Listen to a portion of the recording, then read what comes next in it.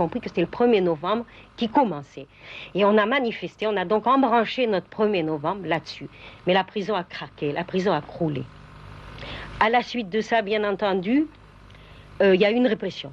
Les 1er novembre suivants n'ont pas été les mêmes parce que la répression s'est abattue sur la prison, surtout sur les hommes.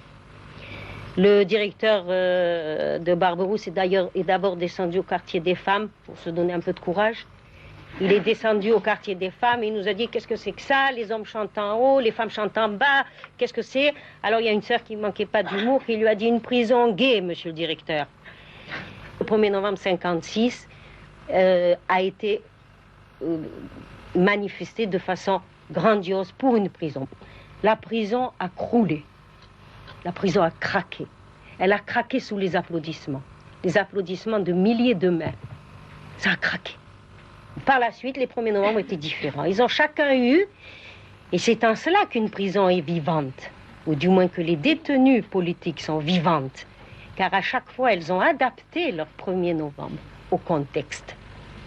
Le 1er novembre a été peut-être des fois plus restreint, mais pas plus intense. Je me souviens qu'à Pau, on avait tout minuté. Il y avait un protocole, mais il était différent.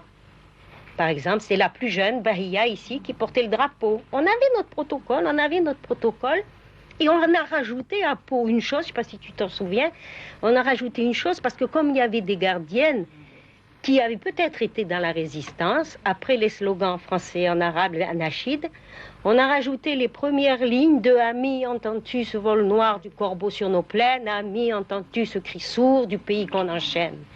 Et ça, c'était un message pour bien leur faire comprendre. Ce ne sont pas des félagas, ce sont des résistants comme vous, des révolutionnaires comme vous.